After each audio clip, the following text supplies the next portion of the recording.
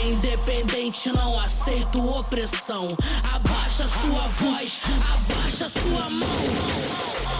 Mais respeito, sou mulher destemida, minha marra vem do gueto. Se tavam querendo peso, então tome esse dueto. Desde pequenas aprendemos que silêncio não soluciona aqui. A revolta vem à tona, pois a justiça não funciona. Me ensinaram que éramos insuficientes, discordei. Pra ser ouvida o grito tem que ser potente, eu cresci. Olá, ouvinte, seja muito bem-vindo e bem-vinda a mais um Petrocast, o podcast do Sindicato dos Petroleiros de São José dos Campos e região. Eu sou Eliane Mendonça e no episódio de hoje nós vamos falar sobre um tema para o qual muita gente torce o nariz: feminismo. Afinal, no mês em que se comemora o mês da mulher, é importante trazer à tona essa discussão e esclarecer esse tema que é sempre tão polêmico, até mesmo entre as mulheres, por mais estranho que isso possa parecer. Muitos, sem conhecimento do assunto, dizem que o feminismo é coisa de mulher feia, peluda, mal amada, raivosa. Mas será que é isso mesmo? Por que será que o feminismo incomoda tanto? Para nos explicar melhor o assunto, temos a honra de receber aqui no Petrocast uma pessoa bem entendida no tema.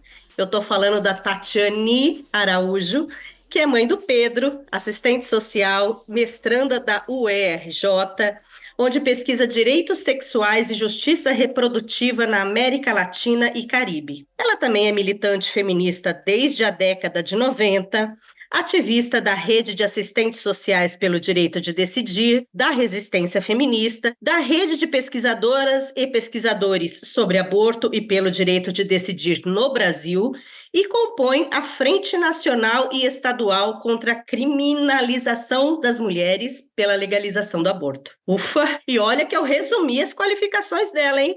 Ou pelo menos tentei. Olá, Tatiane, seja muito bem-vinda. Olá, obrigada, Eliane. Obrigada a todos aí que estão assistindo a gente. Um prazer, uma honra para mim esse convite. Também participa desse bate-papo a Michele Ribeiro, que é diretora do Sindipetro de São José dos Campos e integra a Secretaria de Combate às Opressões do sindicato. Olá, Michele. Olá, Eliane. Olá, Tatiane. Prazer em recebê-la.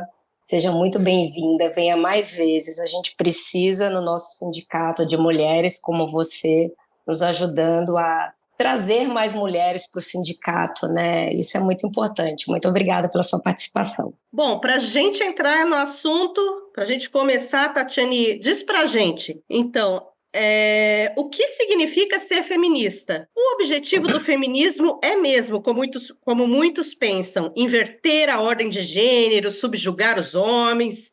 É isso? Não, olha, eu costumo dizer que o feminismo é o desejo de mudar tudo. Quando a gente olha para esse mundo e pensa as injustiças, as crueldades e diz, olha, é preciso parar com isso e inverter essa lógica das coisas que nos oprime, que nos mata, que nos dilacera, isso é feminismo. Então, na verdade, nós mulheres, o que a gente está querendo dizer? Algumas, inclusive, dizem o seguinte, a gente já ouviu por aí, né? Você até falou, eu não sou feminista, eu sou feminina. Olha, eu quero dizer para quem está nos ouvindo que as minhas unhas estão pintadas de vermelho, eu adoro batom. Essa semana eu aproveitei uma brecha, inclusive, para dar um cuidado no meu cabelo. Porque o feminismo não é ser sobre feminina ou não. É, na verdade, a gente pensar a sociedade que a gente vive, né? As mulheres, elas são subjugadas há muito tempo. Se é verdade que nós vivemos uma relação de poder entre mulheres e homens que é anterior ao capitalismo, o capitalismo soube bem aproveitar isso. Como aproveita? Se aproveita do machismo, do racismo, da LGBTQIA-fobia. Para quê? Para diferenciar salários, para criar relações, estruturas de poder que a gente acaba visualizando no nosso dia a dia, em todos os lugares. Por exemplo, quando estamos no nosso local de trabalho, né? Numa Revap, numa fábrica, numa BR distribuidora, e a gente pensa ali o assédio, a gente pensa o assédio para o conjunto dos trabalhadores. Alguém que tem um poder que é o gerente, o patrão, alguém que está numa hierarquia, né, numa escala hierárquica diferente do outro, que se aproveita do poder e abusa desse poder que tem. Mas para nós mulheres, o assédio não é só o assédio moral. O assédio sexual está colocado. Não é, você quer uma vaga, você quer determinado posto, você quer apresentar, inclusive, determinado trabalho. O assédio sexual, ele se estabelece ali. Então, veja, quando a gente consegue identificar que todos os trabalhadores e trabalhadoras podem sofrer assédio moral, mas que uma parte de nós sofre constantemente, para além do assédio moral, o assédio sexual, nós estamos observando como o feminismo trata as coisas, qual é esse olhar, é perceber as lacunas, onde as diferenças são utilizadas para perpetuar poder, para expressar violências das mais diversas possíveis, das psicológicas às violências físicas, chegando inclusive àquilo que a gente chama de feminicídio. Então, na verdade, o feminismo, e não existe só um, olhar as diferenças a partir das diferenças que nos constituem, porque somos diferentes. Temos gêneros diferentes, sexualidades diferentes, corpos, raças e etnias que são diferentes. E, infelizmente, essa diferença que não deveria servir para nada, a não ser apenas não nos colocar, né, como um padrão de corpo, rosto, pele, vontades e desejos, ela é utilizada para quê? Para lucrar e estabelecer relações de poder. Então, o feminismo vem para discutir isso e dar conta disso, sendo que ele não é único, existem vários feminismos por aí, né? E a gente pode aqui, se vocês desejarem, tocar um pouquinho sobre eles. Então, para mim, o feminismo é esse desejo de transformar tudo. Tudo aquilo que nos oprime, que nos tira a vida, que nos coloca em sujeição, não nos serve enquanto seres humanos. Muito bacana a sua explicação. Quer dizer, o feminismo, então, ele não ataca os homens em nada, ao contrário do machismo que faz vítimas todos os dias, né? Isso mesmo. Exatamente. Na verdade, o feminismo ajuda os homens. Porque a gente está dizendo o seguinte, a gente ataca o machismo. E o machismo reverbera também para os homens. Aquela coisa, né? Você não pode chorar, você tem que ter uma postura de machão, você tem que ter o comportamento X, você tem que prover o alimento em casa. Quantos homens, por exemplo, não se tornam alcoolistas ou passam a fazer, né, ter uma relação de abuso de drogas lícitas e ilícitas, porque o álcool, inclusive, se você for pensar no cotidiano, é um dos fatores.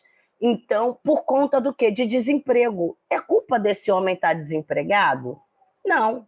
É culpa de um país que pouquíssimos têm muito e muitos não têm nada. Mas ele se sente o quê? Ele se sente incapacitado, ele não consegue prover a família, ele se sente menos homem. E está errado isso.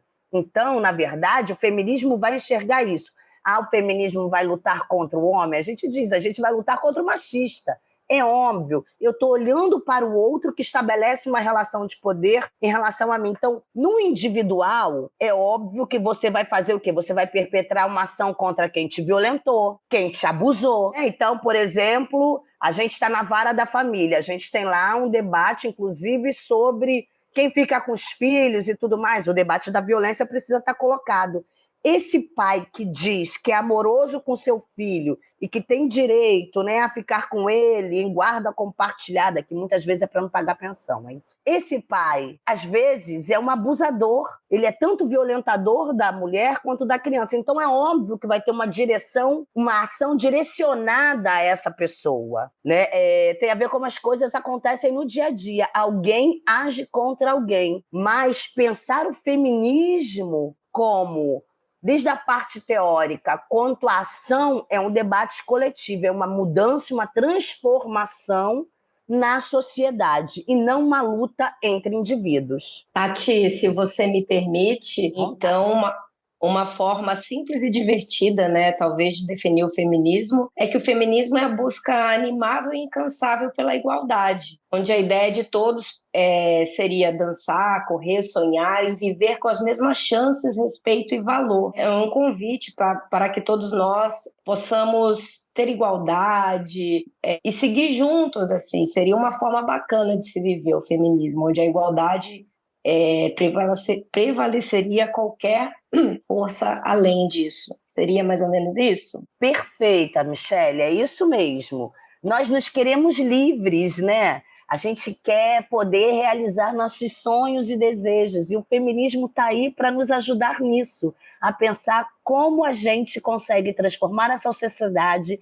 a um ponto de que todos e todas possamos viver livremente, felizes, como seres humanos. É isso, o que nos coloca como iguais? Somos seres humanos e queremos, inclusive, essa relação com a natureza também, com os animais. Então, há várias causas que esse nosso feminismo precisa abarcar. Vendo você falar, Tatiane, eu fiquei pensando aqui, né? Essas pessoas que a gente ouve falar, até mulheres mesmo, né, que tem essa aversão ao feminismo e tal, é por desconhecimento, né? Porque se a pessoa conhecer minimamente o que significa, não tem como você ser contra isso. Desconhecimento, e vou lhe dizer que um trabalho muito sagaz do capitalismo, das grandes empresas, dos jornais de grande circulação. Por quê? Porque se a gente for ver, para além daquilo que a gente fala da igualdade, de uma vida sem violência, o machismo, o racismo, eles perpetuam uma lógica que é lucrativa e que rebaixa o salário de toda a classe trabalhadora. Vejamos, por exemplo, uma empresa como a Petrobras, a gente tem no máximo 16% de mulheres, né, de forma efetiva no conjunto da empresa. Então, se pensa isso para o conjunto da sociedade, para além de empresas como a Petrobras. Quando a gente tem trabalhos que são ditos trabalhos femininos, que os salários são rebaixados, não que a gente não consegue escalar mulheres para chefias, postos de comando, a gente está, inclusive, dizendo assim, aqui, quando as mulheres entram no mercado de trabalho, os salários delas são menores, elas têm os empregos mais precarizados, mas isso não rebate só nas mulheres. Por exemplo, homens que gostam de cozinhar, ou eles vão ter o seu restaurante e vão ser o chefe de tal restaurante, ou então estão ferrados como cozinheiros. Por quê? Porque ser cozinheiro é estar numa profissão identificada com o papel das mulheres. Logo, vai ter um rebaixamento desse valor. E o valor rebaixado para cozinheiros, merendeiras, professores, agentes da saúde, faz com que o conjunto do salário mínimo também seja rebaixado. Por sinal, o nosso salário mínimo, que tinha que estar aí passando de 3 mil, mas que não chega a R$ 1.400, ele é um valor rebaixado porque tem na figura da mulher aquela pessoa que cuida. Então, alguém que vai cuidar daquele trabalhador e de seus filhos, tirando do Estado essa responsabilidade, tirando da empresa essa responsabilidade. Vejam, com isso, todo mundo tem o seu salário rebaixado. Então, um homem que recebe hoje um salário mínimo que é X, poderia ter isso pelo menos triplicado, não fosse o machismo. Então, o machismo, o racismo também operam numa lógica de dar lucro. Se isso opera numa lógica de dar lucro, é óbvio que eu tenho que fazer uma campanha contra a luta das mulheres, contra a igualdade, contra o direito à licença maternidade, entre outros. Pegando esse gancho aí do machismo, né, dessa predominância do machismo na sociedade, eu queria que a Michele falasse um pouco para a gente como é isso dentro da Petrobras, né, e especificamente da Revap, né, que é a nossa realidade lá, né?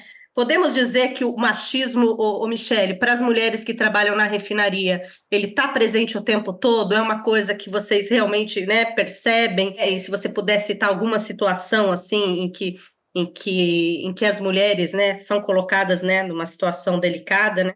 Como é que é esse dia a dia das mulheres petroleiras dentro da refinaria? Então, vamos lá. Imagine um mundo onde os homens dominam o cenário, né? não só na quantidade, mas em posições de poder e decisão. Parece um filme antigo, mas é a realidade da Petrobras. Mesmo ela sendo uma gigante no setor, como a Tati mencionou, hoje apenas 16% do pessoal é composto por mulheres. Em pleno século XXI, né, Eli, enfrentamos esses números desanimadores. É uma luta constante. E não para por aí, né? A gente encontra vários cenários, vários casos de machismo. Eu vou exemplificar alguns para vocês que vem na minha memória agora. As mulheres que estão lá, elas enfrentam desafios que parecem ter saído de outra época. Eu estou falando de coisas muito básicas. Os uniformes não foram pensados para nós, então é impressionante, chega a ser agressivo você chegar no local de trabalho e não ter um uniforme que se adeque ao seu biotipo. As mulheres, elas passam por isso lá, né? Falta de infraestrutura adequada, tem lugares que não tem vestiários femininos, então, assim, existe ainda locais onde as mulheres não podem trabalhar porque não tem uma infraestrutura. E isso não é só, não estou falando só de refinaria, né? Isso é um problema global. As plataformas também têm isso. Tem plataforma hoje que mulher não pode entrar porque não tem camarote apropriado para a mulher. Então, isso gera um machismo, gera um preconceito, que tem locais que os gerentes de plataformas não aceitam mulheres, ou locais onde a mulher não é aceita porque acha que a mulher reclama, porque a mulher é mais frágil. E não para por aí, né? A gente vê uma subrepresentação feminina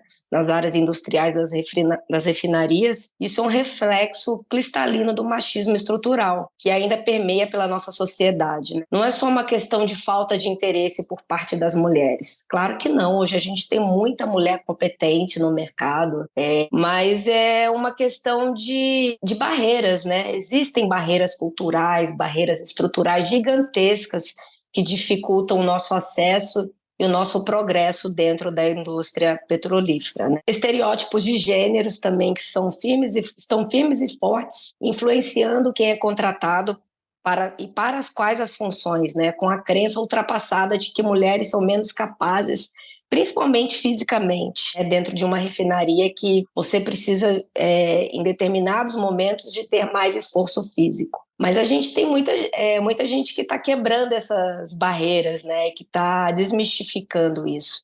A gente também não pode esquecer do vilão da história, que a Tati falou no início, que é o assédio, né? Seja ele sexual ou moral. Ele é uma realidade cruel que mina a dignidade e a segurança das mulheres no ambiente de trabalho, principalmente no ambiente onde o público predominante é masculino. Isso ainda acontece bastante, tá? E é mais comum do que nós gostaríamos de admitir. Mas antes que os nossos ouvintes pensem que tudo está perdido, né, a gente ainda tem um raio de esperança. A Petrobras, talvez um pouco tardia, com esse novo governo, ela tem investido em alguns trabalhos, né? Mas, como eu costumo dizer, antes tarde do que nunca, ela está reconhecendo a importância da diversidade, da inclusão, está colocando a mão na massa para mudar um pouco esse cenário, né? A gente vê bastante iniciativa na companhia, programas focados na igualdade de gênero, e a empresa está trabalhando para promover uma maior inclusão das mulheres, para combater o assédio e a discriminação. Está tentando também apoiar um equilíbrio saudável, né, com alguns programas para incluir as mulheres em cargos de liderança. Mas isso, Eliane e Tati, isso só aconteceu porque é fruto da luta dos movimentos sindicais e da reivindicação que as mulheres fizeram o ano passado no encontro que teve especialmente para as mulheres, e a gente conseguiu, através desse encontro, incluir muitas melhorias no acordo coletivo desse ano de 2024. E, Michele, eu acho que era legal também a gente pontuar aqui que teve aquela denúncia de assédio sexual na Petrobras no ano passado, que ganhou aquela repercussão toda nacionalmente, né? E que foi um divisor de águas, né, Michele? Eu acho que a empresa mudou a postura a partir dali, que era uma coisa que não se via antes, né? Ainda parece que tem muito o que melhorar, mas obviamente que o mundo ainda não é perfeito, mas teve uma mudança significativa a partir do momento que essas mulheres se levantaram e levantaram a voz e falaram, enfrentaram essa coisa aí das pessoas não acreditarem ou acreditarem nelas, e aí esse caso foi um caso bastante emblemático, né? E isso eu até convido a Tati depois a complementar, né, como a nossa sociedade enfrenta a questão do assédio sexual hoje, mas a gente todos os dias agradece a essas vítimas que tiveram coragem de se manifestar, de se expor, né? Porque é uma exposição, eu costumo dizer que a vítima, ela sofre o abuso sexual por várias vezes, né? Primeiro, quando o ato em si acontece, depois, quando ela tem que denunciar e contar aquilo várias vezes, detalhar, e cada vez que você revive isso, você é violentado, né? Então, a gente contou com o apoio, as meninas que sofreram esse abuso, elas contaram com um apoio muito importante das frentes sindicais, que incentivaram elas a denunciarem, elas a terem força, porque a mulher ela se sente muito fragilizada com isso. E isso gerou um levante geral, né? Teve o ano passado, teve um levante geral em denúncias de assédio dentro de empresas do setor público, né? E isso trouxe uma força muito grande para o movimento. Mas eu vejo isso como uma sementinha que foi plantada, sabe? Eu acho que ainda temos muito a correr atrás, porque, assim, historicamente, a mulher, ela tem medo, ela se sente culpada de denunciar. E a gente sabe que existe isso lá ainda, mas hoje os canais realmente mudaram muito. A empresa, a política da empresa, ela é outra. Então, ela incentiva muito a denúncia. E os movimentos sindicais, eles também estão de portas abertas, como sempre estiveram, né? A gente percebe que o ano passado, o maior reflexo disso foi quando essa denúncia foi publicizada, foi para o Ministério Público, graças ao apoio do sindicato local, e teve uma repercussão bem grande, resultando aí na demissão do autor do crime. Aí eu queria que a Tati desse um panorama de fora do mundo corporativo, do universo Petrobras para a gente, como as mulheres enfrentam isso hoje, Tati, como que tá? Você acha que as mulheres hoje estão tendo mais coragem de denunciar? Você acha que realmente está tendo um levante por parte das mulheres, assim, para não se calarem mais diante disso? Ou você acha que é um reflexo mais local? Não, eu acho que há mesmo um número maior de denúncias. Inclusive, uma das coisas que dizem quando a gente traz os dados, por exemplo, de violências como estupro, né? Que a gente tem aí 8 a cada minuto. Então, a gente tem números exorbitantes no país, em especial para crianças. Então, quando a gente vai pensar em números de feminicídio, que para além dos números altos de feminicídio, tem as tentativas e que a gente tem acesso hoje a esses dados. Então, tem gente que diz, não é que aumentou, porque, na verdade, as mulheres estão denunciando mais. Na verdade, eu acho que há aí duas coisas, né, que é muito importante que a gente pense. Uma, existe, acho que hoje, mais denúncias. Por quê? Porque hoje existem mais coletivos de mulheres. Então, por exemplo, a gente está falando que uma Petrobras que só tem 16% de mulheres tem um sindicato hoje onde as mulheres entram e dizem: eu quero ser ouvida, eu quero colocar aquilo que nos atinge, eu quero fazer um encontro nacional de mulheres. Isso é um reflexo. E esse reflexo não está dentro só da Petrobras. Ele está dentro das universidades, ele está nas escolas secundárias, ele está no cotidiano. Então, é a gente exigindo no nosso dia a dia reparações, cuidados, políticas públicas que melhorem esse nosso transitar pela cidade, os nossos locais de trabalho e estudo, e que combatam a violência, né? Então, eu acho que há um reflexo da nossa luta. A gente tem lutado há tantos anos que isso se reverbera em políticas públicas. Agora, infelizmente, a gente precisa sempre olhar cenários. Então, nos últimos anos, por que a gente diz que a violência cresceu? Essa violência machista, racista, ela se tornou maior, porque nos últimos anos a gente conviveu com discursos da extrema-direita, de setores que diziam que mulheres eram inferior, que as pessoas negras são inferiores, que tem que matar quem é gay, quem é lésbica, quem é trans. Então, essas coisas fazem com que esse discurso gere uma política de desassistência, uma política de enxugar aquilo que a gente conquistou. Então, estou dizendo isso para dizer o quê? Olha, o fato da gente estar denunciando muito não significa que a escalada de violência diminuiu, porque no último período, nos últimos anos, a gente teve uma longa escalada de violência contra as mulheres, que só não é maior porque estamos em espaços coletivos e individualmente tendo ações de denunciar, enfrentar, dar mão para outra para poder sair da situação de violência. Lamentável, né? Mas que bom que estamos juntas, Tá tendo né? Juntas reação, somos é mais isso. fortes, E eu vivi aqui a experiência de vocês, hein? No Rio de Janeiro, fui aos atos, participei das manifestações, fui ao encontro que a gente fez aqui, né, no Sindispetro do Rio de Janeiro, inclusive, e foi muito importante, porque dali é isso, quando um setor se move, isso fica de exemplo para todas, né?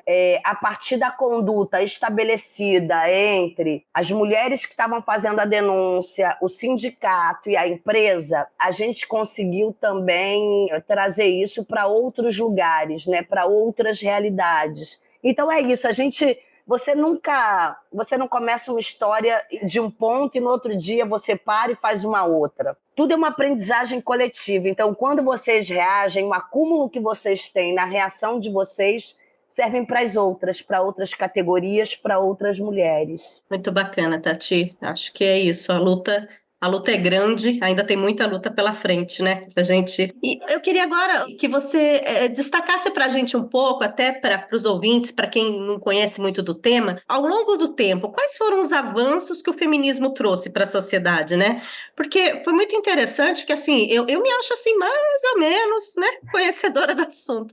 Mas eu fui fazer uma pesquisa recente, até para fazer um material impresso para o sindicato aí, por conta da data, e eu fiquei chocada com algumas coisas que eu descobri, tipo, podia cancelar o casamento em 2002, se a mulher não fosse virgem. Gente, era outro dia mesmo, né? Não, e é impressionante, porque assim, a gente teve uma lei de 1962, que é a lei do casamento, né? E como ela é conhecida, que só em 1962 permitia que a mulher trabalhasse sem autorização do marido. Veja, para a classe trabalhadora não tem essa. E para nós mulheres, a gente sabe que a turma mete o pé. Então, tem que ter uma lei que autorize trabalhar sem autorização de um homem é uma coisa absurda. Tem outras assim, lembra? A história da colocação do DIU até ontem estava posto para gente. E aí, só em 1977 a gente teve a lei do divórcio, mas teve por conta da luta das mulheres,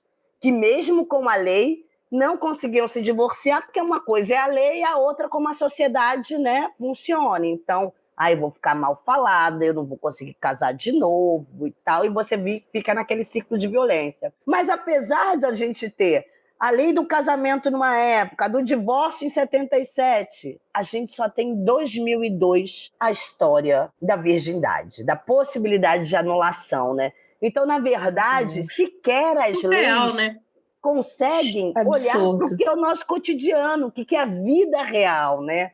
Agora, a gente teve coisas importantes aí, né? Por exemplo, a gente vai pegar em 1879, né? A gente teve o acesso à faculdade. Em 1910 é criado o primeiro partido político feminino. Em 1932 a gente teve o direito ao voto. Então, as mulheres podem votar desde 1932.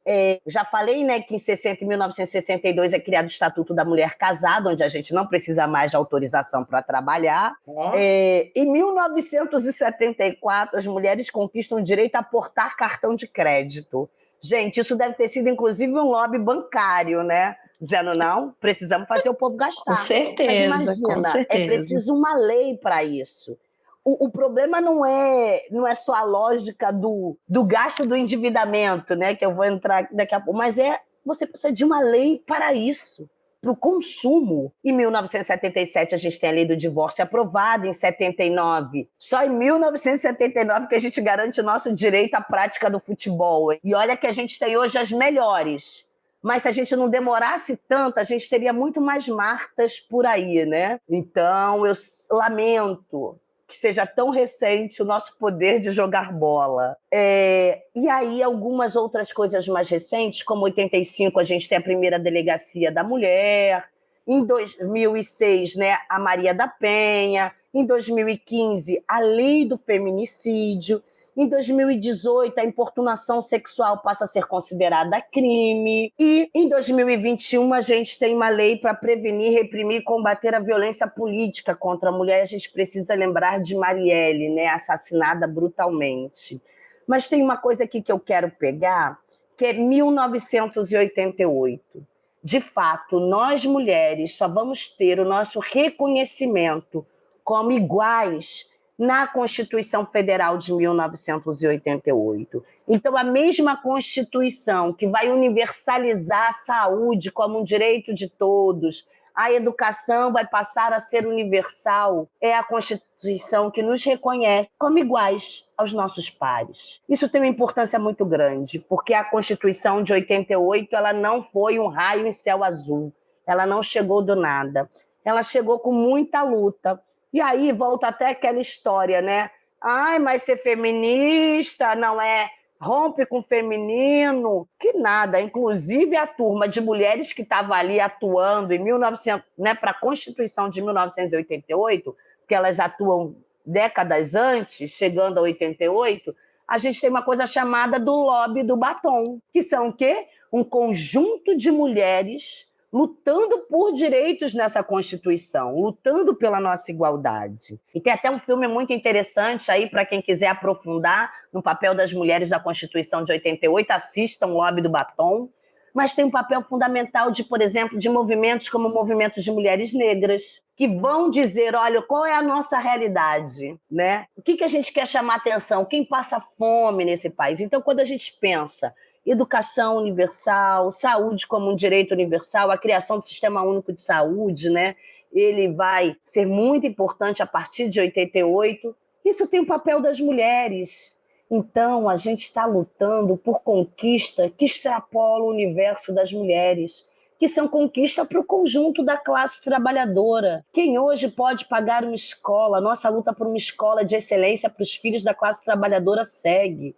A nossa luta para todo mundo ter o direito à saúde segue. Eu sou uma trabalhadora do SUS, do Sistema Único de Saúde. Eu trabalho no Instituto Nacional do Câncer. E eu sei a importância de um INCA para a vida das pessoas. Mesmo quem tem hoje, que consegue ter um plano de saúde, diante de um câncer, quer se tratar no INCA, porque é referência. Isso tem aí a luta das mulheres, porque a gente atuou muito para a criação de 88. E para finalizar, eu acho que o maior exemplo que nós mulheres a gente pôde dar da luta coletiva foi em 1917, a Revolução Russa, que trouxe um debate sobre lavanderia pública, restaurante público, do Estado arcar, né, com a nossa reprodução, com a garantia de crianças em escolas, trabalhadores com condições de ir para o trabalho, com mulheres fora do lar, podendo ser parte dessa classe trabalhadora. Todo esse debate teve uma força gigante em 1917.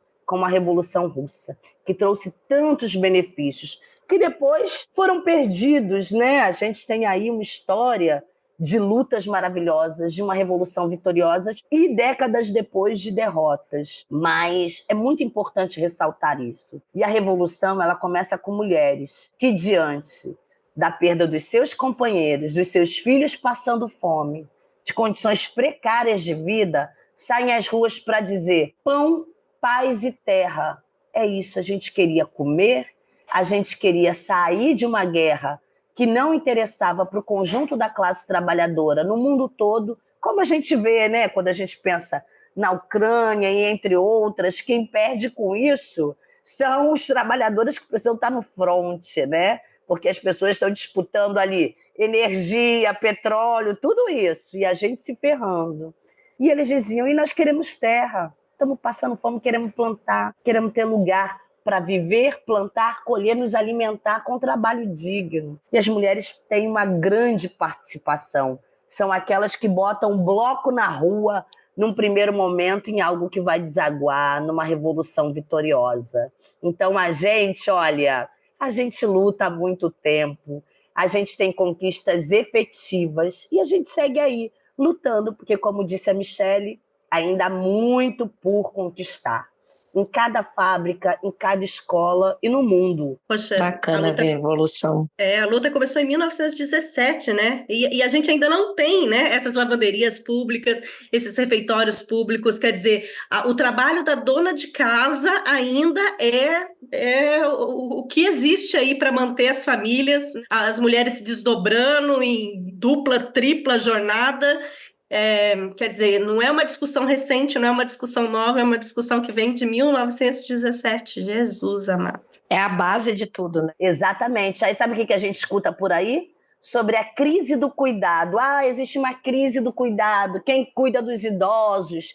Quem cuida das nossas crianças? Quem cuida dos trabalhadores? Na verdade, isso tem a ver com uma centralidade do problema de uma sociedade que se baseia em diferenças de raça, classe, gênero, né? Numa sociedade que é racista, machista e que é classista também, né? Porque o capitalismo se divide, quem pode empregar e quem só pode oferecer a sua mão de obra, a sua força de trabalho. E aí nisso estamos nós, mulheres, na dita crise do cuidado, mas que na verdade é o debate sobre o quê?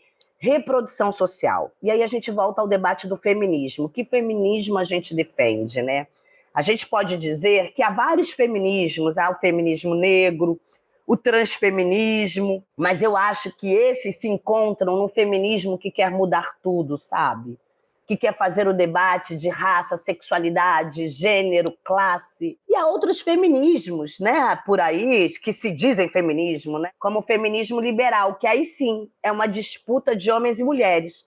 Existem grandes corporações, mulheres que mandam no mundo dos negócios dizendo: queremos mais mulheres mandando no mundo dos negócios, né? Chegando às grandes representações dentro das empresas. Mas aí a gente tem que questionar: basta uma de nós chegar a ser uma representante numa grande empresa? Se essa grande empresa explora o conjunto dos seus trabalhadores e trabalhadoras? Eu não quero ser uma grande representante numa grande empresa. Eu quero ter condições de vida. Eu quero que pensem o meu cotidiano, para que aí a gente tenha aquela coisa que a gente falava no começo. A liberdade, né, de ser quem quer, de buscar sonhos. Para isso eu preciso de quê?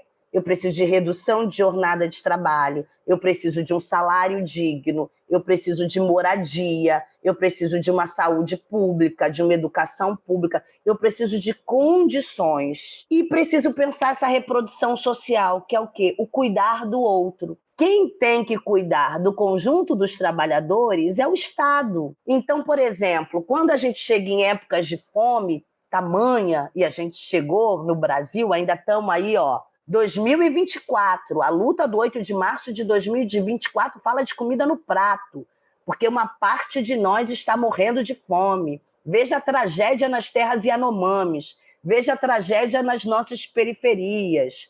A Covid mostra isso, há uma diferença, né, entre o asfalto e a favela, entre regiões centrais e periféricas, entre Sudeste e Nordeste.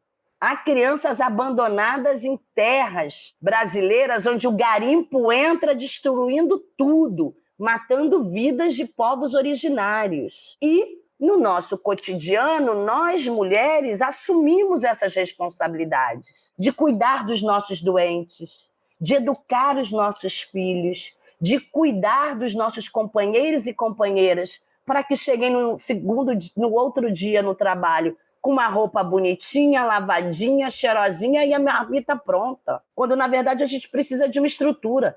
Enfrentar a fome tem que ter restaurante público. A gente precisa de casa para todo mundo. A gente precisa de orçamento que vá para o SUS e não para bancadas de deputados e deputadas federais, entendeu?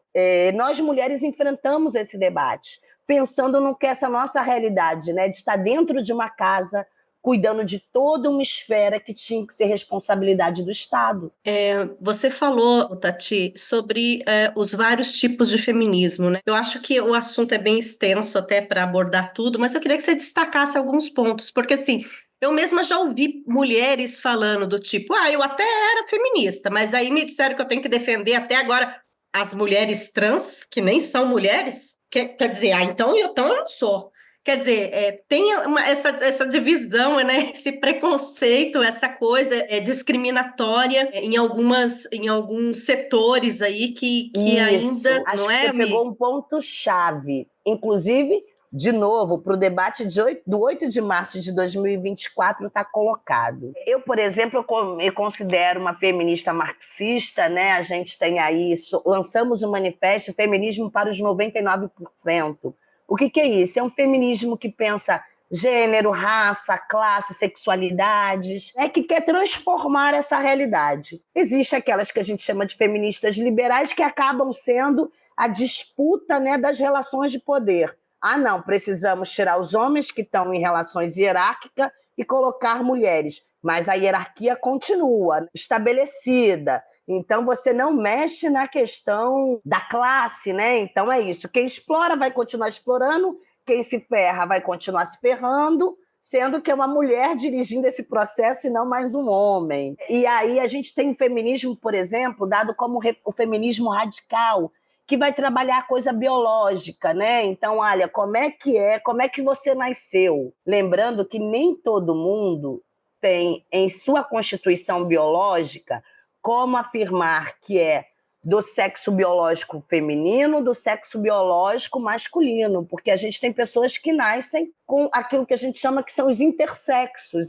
Na verdade, você tem ali, na conformação do sistema reprodutor, dois sistemas, né, juntos, umas vezes se alijando em relação ao outro, inclusive crianças que precisam passar por processos cirúrgicos e tudo mais, desde muito novas. Então, mesmo biologicamente, a coisa de dizer, não, porque se eu nasci em mulher, né, por conta do aparelho reprodutor feminino, eu vou morrer mulher. E, na verdade, o feminismo, ele não surge para determinar o biológico, ele surge para dar condições que a gente rompa com preconceitos, ideologias que estão no aspecto cultural de uma sociedade que nos forma, que nos molda. Então, o que a gente está dizendo? As profissões ditas femininas são as profissões que menos recebem, com os salários mais rebaixados. Mulheres têm a vida mais precarizadas. Se eu luto contra isso, eu estou identificando no ser mulher uma série de condições que me deixam numa situação pior. E eu preciso lutar contra isso. Aí eu penso assim, na verdade, eu tenho que lutar contra o conjunto das opressões. Então, por exemplo, onde há homens sofrendo por desemprego, por fome, eu vou lutar junto com eles. Eu não vou lutar contra os homens. Se eu não luto contra os homens, porque são os meus companheiros de luta contra essa sociedade que nos explora, por que o meu feminismo tem que dizer que aquela mulher trans, porque é uma mulher, nós mulheres nos dividimos aí entre mulheres cis, mulheres trans, mas somos mulheres. Ela não pode ser parte do feminismo. Se eu luto contra as opressões, é muito contraditório para mim. Esse feminismo para mim não serve. Se eu luto para que todos possam ser felizes, eu estou dizendo que todos, todas e todes têm o direito da felicidade. Seja a mulher que se identifica com seu sexo biológico, aquela que não se identifica, o homem que se identifica com seu sexo biológico, aquele que não se identifica, a pessoa intersexo, a mulher com deficiência, sabe, a mulher negra. O que eu quero, na verdade, eu só uso o termo feminicídio, machismo, feminismo, porque eu estou pontuando como essa sociedade se alicerça. Então, que para além da questão da classe, há também o patriarcado, há o racismo, como que estruturas que mantêm essa sociedade, né? Por isso que a gente diz que são coisas estruturais, elas estruturam essa sociedade. Mas não significa que tem que ser um confronto de um contra o outro. Na verdade, é uma luta contra confrontos. Que a gente quer que o conjunto das pessoas tenham o direito a serem livres, a viver em harmonia, felicidade, com direitos, com trabalho digno, com moradia digna. Então, olha, esse feminismo que exclui a outra, para mim, já está equivocado. Perfeita colocação, Tati, concordo plenamente com você. Agora, eu acho que, Tati, tem uma coisa assim, que quando a gente fala de feminismo, não dá para separar feminismo de direitos reprodutivos, que é uma discussão que tem avançado aí no mundo todo, né? Mas eu vi aí que você, né, é militante aí, né, do direito de decidir aqui no Brasil e tal. Vindo de fora, parece que essa discussão ainda está muito longe de acontecer no Brasil, né? Eu queria saber de você, né, como é que você, dentro do movimento, vê a sociedade brasileira diante dessas discussões, né, que parecem ainda por conta de religião, por conta de uma série de coisas complexas aí. Parece que a gente nunca consegue chegar no cerne aí da questão, das discussões, né? Como é que está isso? Então, a gente vive um cenário de hipocrisia. Nós estamos dizendo que o Brasil, no país, a gente tem 8 estupros por minuto. Números altíssimos. A maior parte dos estupros, inclusive, acontecem com crianças e adolescentes, por pessoas conhecidas. Nós temos um país que nos assedia todos os dias, em todos os lugares, nas ruas, nas praças, no local de trabalho, nas escolas. E isso não pode ser descasado do debate do direito ao aborto, né? Dos direitos sexuais e justiça reprodutiva. Esse país foi um país que esterilizou mulheres negras na década de 80, sendo inclusive assunto internacional sobre esterilização de mulheres negras e pobres. Então, na verdade, esse país é um país de hipocrisia, onde a gente escolhe quem tem direito e quem não tem direito. O debate do aborto não é um debate fácil, mas nós não queremos que você que esteja escutando faça ou não. É uma decisão sua, é uma decisão individual.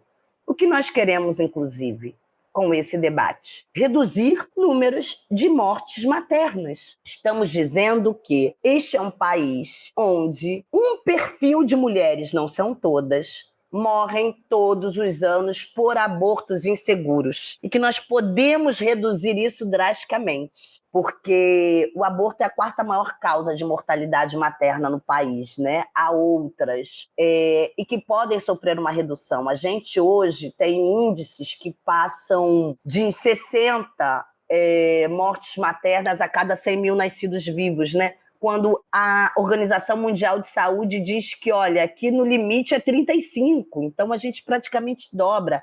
Na pandemia por Covid, isso aí então extrapolou. Nós fomos o país que mais perdemos mulheres grávidas. Vejam onde está a hipocrisia. A gente não cuida de quem quer gestar e parir. A gente é craque em violência obstétrica. A gente esteriliza um perfil de mulheres negras, pobres, indígenas. A gente não garante o direito à maternidade plena, né? E é isso aí, eu preciso ter licença maternidade, eu preciso ter saúde, educação, creche para todo mundo. Aqui no Rio de Janeiro está a briga para conseguir vaga na creche e todo começo de ano é a mesma coisa. Então a gente não garante nada disso, mas a gente controla os corpos das pessoas com capacidade de gestar. A gente diz, não, a decisão não é sua, a decisão é do Estado. Na verdade, o problema não é o aborto. Na verdade, o problema é controlar os corpos.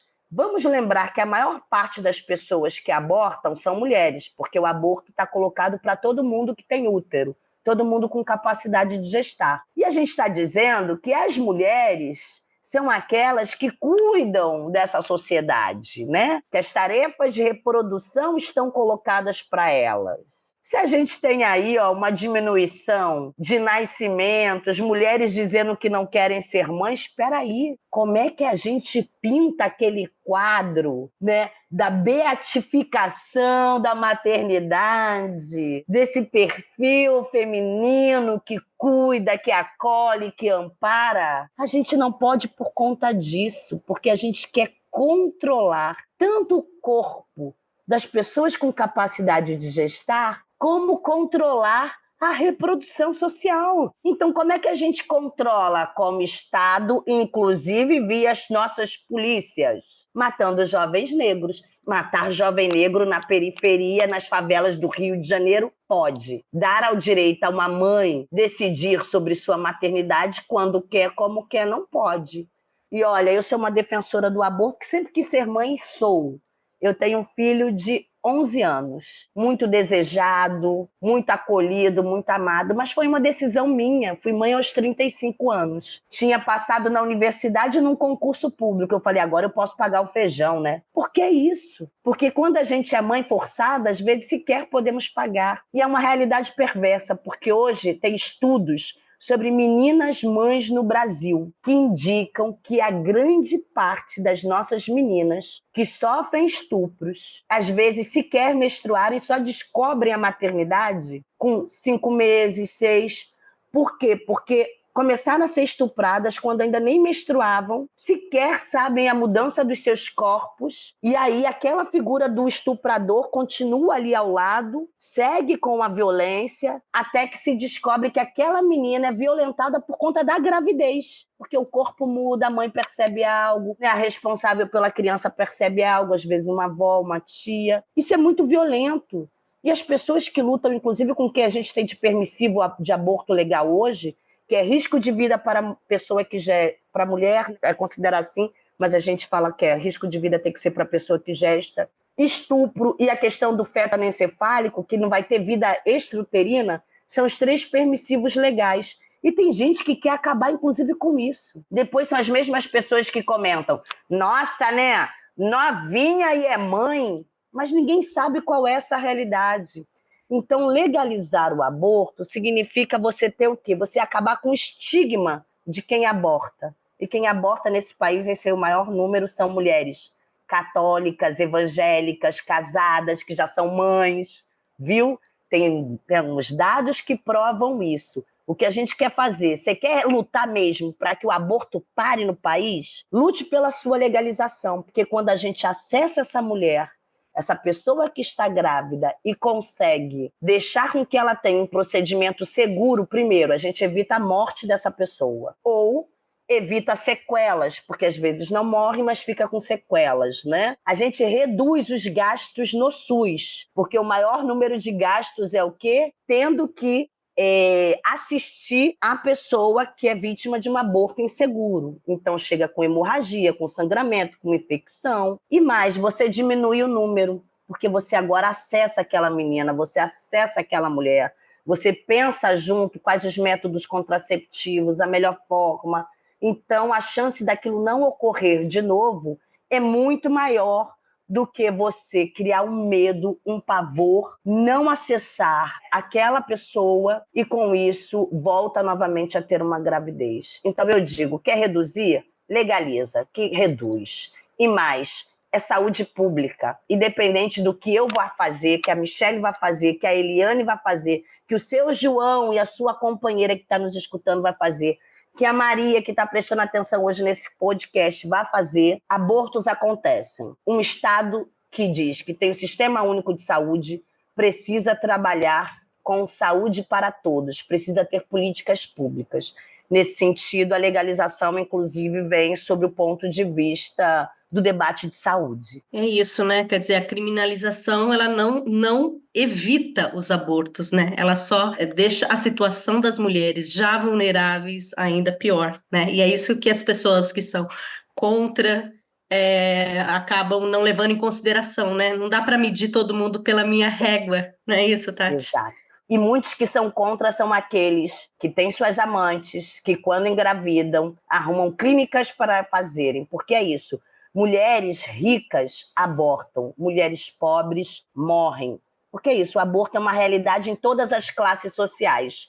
Uma não corre o risco, a outra corre o risco. Quem está correndo risco? Você, que é uma mulher trabalhadora, pobre, é um estudante da nossa periferia. E aí, esse alerta é muito importante, né? Ninguém vai criminalizar. Todo mundo já... Ou você fez, né? A gente em idade madura aí, no sentido de uma idade dentro do que a gente tem do auge da nossa reprodução, né? Ou a gente já fez ou conhece alguém. A gente criminalizaria, colocaria na cadeia nossa irmã, nossa mãe, nossa esposa, nossa filha? A gente criminaliza a outra, né? Mas essa realidade está na nossa casa, está na nossa vizinhança. Pessoas que a gente não criminalizaria. Então, por que a gente não é mais efetivo, né, como uma política social em relação a isso. É isso mesmo. É um assunto bastante polêmico ainda, né? Mas eu acho que é importante a gente, sempre que tiver oportunidade, tocar no assunto para que as pessoas, né, se apropriem das informações e, quem sabe, construam aí uma outra ideia sobre o tema. Vamos, trabalho de formiguinha.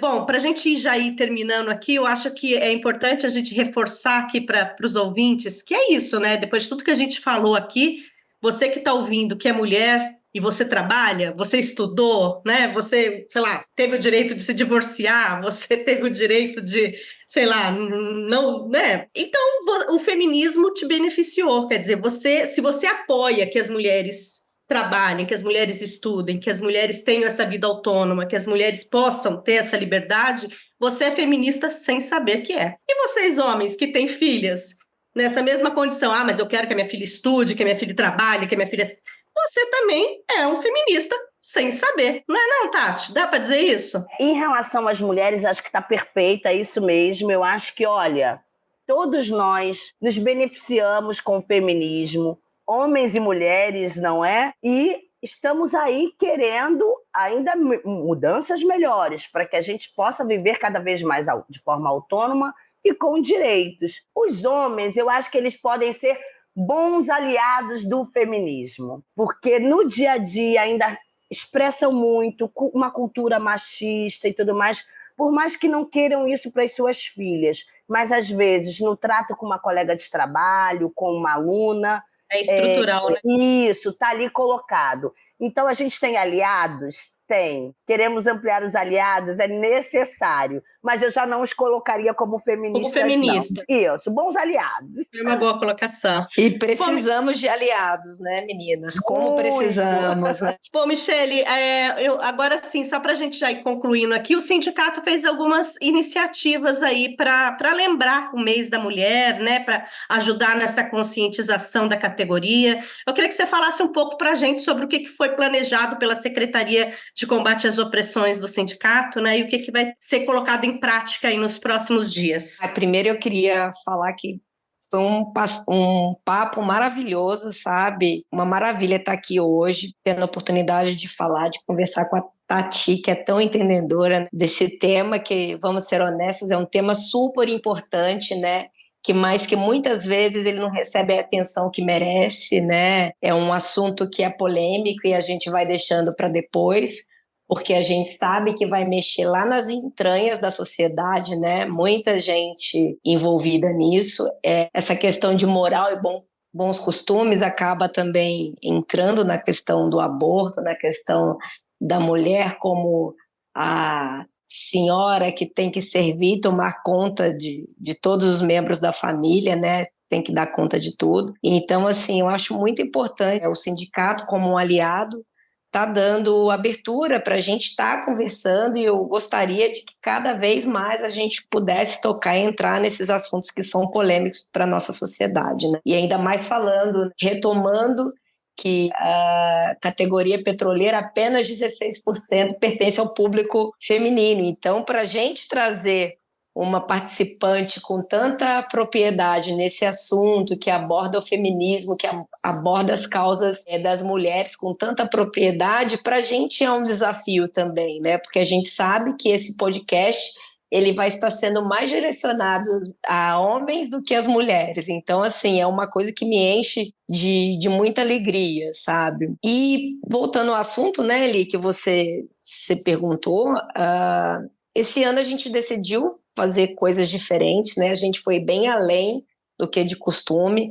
A gente criou um boletim especial, que é um Tocha, né? Que é um jornal tradicional já do Sindicato dos Petroleiros, com a edição mensal, mas esse ano a gente criou um Tocha especialmente para abordar o tema das mulheres, e esse ficou muito, muito bacana. Eu queria até agradecer o seu trabalho, ficou muito bom, ficou bem melhor do que eu esperava, porque assim, é um assunto muito denso que tem que ser colocado em poucas folhas, né? Então, assim, mas achei que a gente conseguiu, com o seu trabalho aí, colocar a mensagem que a gente gostaria, né? Ele aborda os desafios que as mulheres enfrentam na sociedade atual, que não são poucos, né? E fala bastante da vitória que a gente teve nesse último ano, né? Fruto do trabalho da União das Mulheres aí da categoria petroleira, né? E a gente também está trabalhando, a gente vai colocar uns outdoors nas cidades de Jacareí, São José e Caçapava. E assim, o nosso trabalho é um trabalho cotidiano, né? Ele é diário, ele não para por aí, né? Como você citou, a Secretaria de Combate a Opressões, ela tem sido fundamental para ajudar a resolver, desenrolar os casos complicados aí dentro da Petrobras, né? A gente tem muitos casos de sucesso que a gente conseguiu resolver, conseguiu amparar as pessoas que estavam precisando, né? E quando eu digo que a gente oferece o apoio, eu não falo de qualquer tipo de apoio, né? A gente fala mesmo de um apoio social, apoio psicológico, jurídico, às vítimas de assédio moral. E essa secretaria, ela funciona o ano inteiro para combater qualquer outro tipo de discriminação, né? Ou seja, nós estamos jogando em todas as posições para garantir que ninguém fique para trás. É um trabalho bem difícil, né? bem desafiador. E para complementar, o nosso compromisso ele vai além da categoria petroleira, né? O sindicato, ele é bem compromissado, a Secretaria de Combate a Opressões, ela está durante o ano todo apoiando trabalhos e iniciativas locais que beneficiam a sociedade como um todo, né? É como se a gente dissesse: ei, sociedade, estamos aqui por vocês também, que a sociedade precisa, né? A gente vê que tem um lado da sociedade que ainda precisa de apoio. Então é isso, a gente está aqui fazendo barulho, né, chacoalhando as estruturas, mostrando que a luta pela diversidade e inclusão é de todos nós. E sabe assim, o que é muito legal é ver o impacto positivo dessas ações, não só no nosso ambiente de trabalho, mas também na sociedade como um todo, né? Então fica a dica, gente, vamos juntos aí fazer um mundo, um lugar mais justo e mais inclusivo para todos. Bom, gente, eu acho que é isso. Eu queria fazer das minhas as palavras da Michele também. Adorei o nosso bate-papo, Tati. Muito obrigada, aprendi muito com você. Fiz aqui as anotações aqui, ó, o filme O Lobby do Batom, quero ver, vou procurar. E eu queria muito, muito mesmo agradecer, né, pela sua participação, pela sua disposição, né, de estar aqui com a gente falando desses assuntos tão densos, mas tão importantes. Muito obrigada. Obrigada, Eliane, Michele, pela troca maravilhosa. Deixo um abraço aí para toda a categoria, para todos aqueles e aquelas que vão estar nos ouvindo.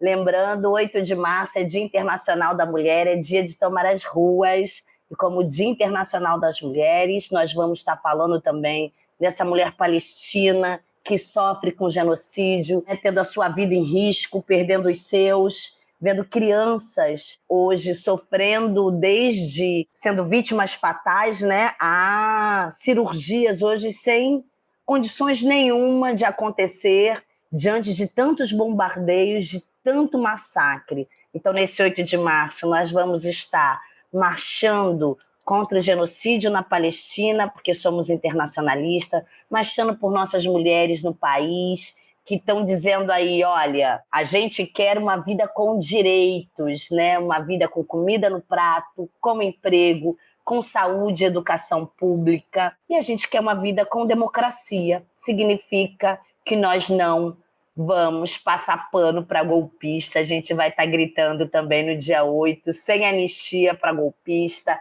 cadeia para quem provocou aí o 8 de janeiro de 2023, por uma vida aí com direitos assegurados, não é mesmo? Um grande abraço e muito, muito obrigada. Obrigada também pela sua participação, Michele. Me ajudou bastante aqui nesse bate-papo, contribuiu. Muito obrigada. E aí eu acho que era legal a gente lembrar que aqui em São José dos Campos, o Ato das Mulheres vai ser no sábado, dia 9, né? Porque o pessoal vai participar do ato em São Paulo, na Paulista, no dia 8. É isso? Isso mesmo.